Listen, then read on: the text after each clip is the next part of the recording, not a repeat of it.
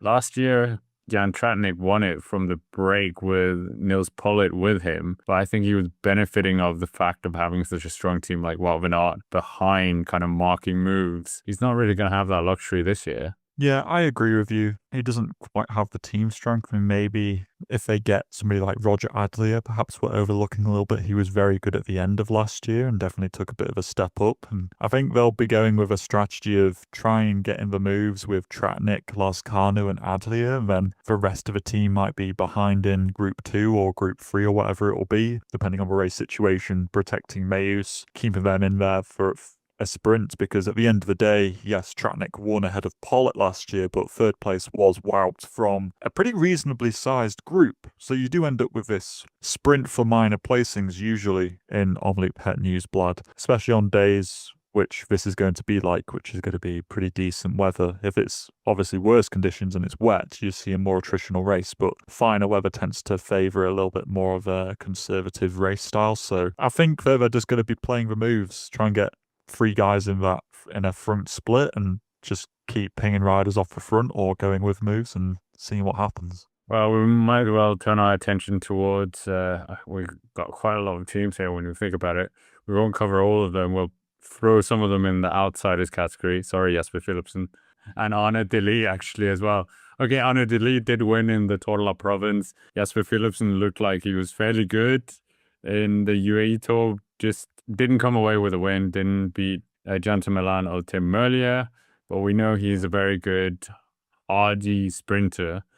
As we know, Paris-Roubaix, he's been very good there, finishing on the podium. But Team Visma-Lease bike, Wout Van Aert, Eduardo Fini, Thies Benoot, Victor Kampenaerts, the new boy, Per Strandhagenes, Matteo Jurgensen as well, the man who won the Dwarsdorf Flandering Classic that Wout Van Aert crashed out of. 2022 winner, as you told me before we started. Isn't this like Wout needs to do something? In Classica High-End, he was on working duties for his teammate. I think he realized he didn't have the legs and then the plan switched. It didn't come away with a win there. So yeah, what do you think about Wout's chances? And also just Wout this season, because this is kind of like last year we were like, wow, third place, and then he wins Kern. We were ready to see Wout top form, and then yeah, Dwarsdorf Flandern destroyed all the hopes of every cycling fan for a mythical Paris-Roubaix and Tour of Flanders. I think that Wout has a decent chance. He's obviously been a bit unfortunate in that, some key riders in his team have crashed out recently and had some, kind of bad injuries, like say like Nicholas Behrens, for example, is one of those. And also Dylan Barlow isn't here either, who obviously has also won this race. But it is still a pretty strong squad. Obviously, there's 6 people in there at the moment. They can field 7, so they will obviously add somebody, I guess. I don't even think Julian Vermote is available either. Like, Visma-Lease bike's been kind of plagued a little bit already with some bad luck crashes-wise. But I think they'll be looking towards Wout and Jorgensen to really head up the team and make the moves. And I think it is a team designed around that. I don't see like a maze sort of style, somebody who's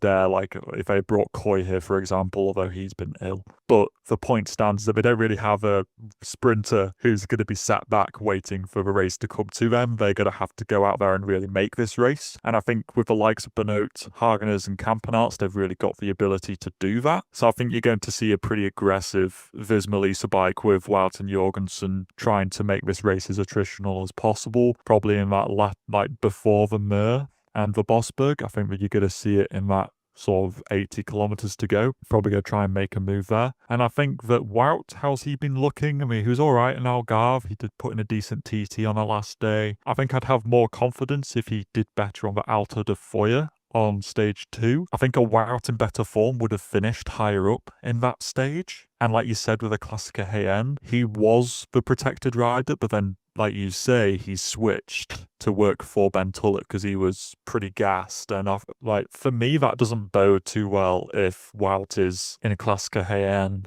flagging with, 30 kilometers to go. I know it's a hillier parkour, but still that doesn't give me loads of confidence in Wout. But at the same time, we've done lots of race previews where we've sort of written Wout off because of his last race result probably hasn't been as good as we expect, and then he goes and does really well. So I'm unwilling to write Wout and Aert off.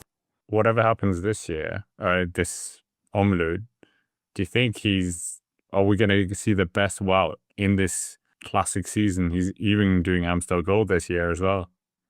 Yeah, possibly. You could almost say that the fact that he's not in flying form already, like in Glasgow Hand, indicates that he's perhaps aiming to peak a little bit later. So, for example, last year he was really good in Omloop and Kerner, but generally the kind of rule goes where the person who wins Omloop isn't in good enough form by the time that Flanders and Roubaix come around. It's like they peak too early. So actually, in a way, it might be better for Wout and his bigger goals to lose Omloop Het Nieuwsblad in a very strange reverse psychology sort of way. I don't know. Maybe there's some weight behind that, maybe there isn't, but I would say that Wout's still got a decent shot. He's probably, on paper, one of the strongest riders in this race because there's no Van der Poel and there's no Pogacar here, there's no Pedersen. In theory, Wout is the strongest rider. We'll just have to wait and see whether that manifests.